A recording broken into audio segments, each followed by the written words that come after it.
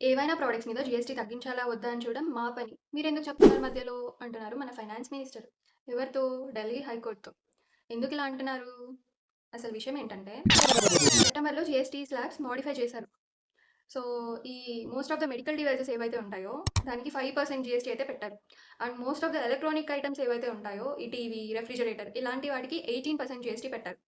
ఇప్పుడు ప్రాబ్లమ్ ఏంటంటే, ఢిల్లీ హైకోర్ట్‌లో కొంతమంది పిటిషనర్స్ పబ్లిక్ ఇంట్రెస్ట్ లిటిగేషన్ వేశారనమాట. ఎందుకంటే ఢిల్లీలో పొల్యూషన్ ఎక్కువవుతుంది. సో, ఎయిర్ ప్యూరిఫైయర్స్ కొనేవాళ్ళు చాలామంది ఎక్కువయ్యారు. సో, ఎయిర్ ప్యూరిఫైయర్‌కి జీఎస్టీ 18% ఉంది ఎలక్ట్రానిక్ డివైస్‌గా కన్సిడర్ చేసి.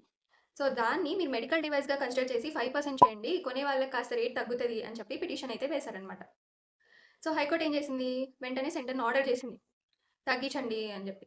సో, దానికి సెంటర్ తరఫున లాయర్ ఎవరైతే ఉన్నారో, సో, వాళ్ళేం రిప్లై ఇస్తున్నారంటే, చూడండి జీఎస్టీ తగ్గించాలా, పెంచాలా అని చూడడం జీఎస్టీ కౌన్సిల్ పని. జీఎస్టీ కౌన్సిల్ ఒక కాన్స్టిట్యూషనల్ బాడీ. సో, జీఎస్టీ కౌన్సిల్‌లో ఏదైనా పెంచాలా లేదా అని డిసైడ్ చేయడం సెంటర్ చేతిలో మాత్రమే ఉండదు. కౌన్సిల్‌లో సెంట్రల్ మినిస్టర్ ఉంటాడు. అండ్ స్టేట్ మినిస్టర్స్ కూడా ఉంటారు. సో, ఓటింగ్‌లో సెంట్రల్‌ది 33% అయితే స్టేట్‌ది 67% ఉంటది. సో, వీళ్ళందరూ కలిసి మీటింగ్ పెట్టుకొని ఓట్ చేస్తేనే జీఎస్టీ రేట్స్ మోడిఫై చేయొచ్చు. మీరు చెప్పినంత మాత్రాన వెంటనే చేయడం కుదరదు. సో, వీళ్ళందరూ మీట్ అవ్వాలి అని చెప్పి సెంటర్ తరఫున లాయర్ అయితే చెప్తారనమాట. సో, అప్పుడు హైకోర్టు పిటిషనర్స్ ఏం చెప్తున్నారు? సరే మీరందరూ కలిసే చేయండి. వీడియో కాన్ఫరెన్స్ ఏర్పాటు చేసి వెంటనే తగ్గించండి అని చెప్పి చెప్తుంది. దానికి గవర్నమెంట్ తరఫున లాయర్ ఏం చెప్తున్నాడు? చూడండి ఓటింగ్ అనేది జీఎస్టీ కౌన్సిల్ ఓటింగ్ అనేది సీక్రెట్ బ్యాలెట్‌లో వేస్తారు. సో, ఇలా ఓపెన్‌గా అందరి ముందర చేసేది కాదు వీడియో కాన్ఫరెన్స్ అరేంజ్ చేసి.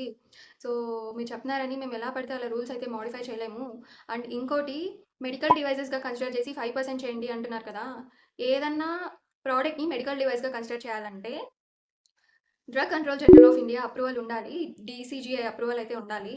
ఎలా పడితే అలా మేము డిక్లేర్ చేసేసి చేసేయడం అవ్వదు అని చెప్పి సెంటర్ అయితే చెప్తుంది. సో, ఈ ఇష్యూ మీద మీకేమనిపిస్తుంది?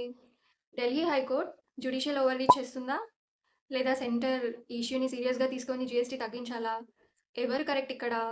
జస్ట్ ఏదో ఢిల్లీలో ఎయిర్ డిటోరియేట్ అయింది, ఎయిర్ పొల్యూషన్ ఎక్కువైంది అని చెప్పి సో, ఎయిర్ ప్యూరిఫైయర్స్ మీద జీఎస్టీ తగ్గించాలా? లేదా? మీకేమనిపిస్తుంది? కింద కామెంట్ చేయండి.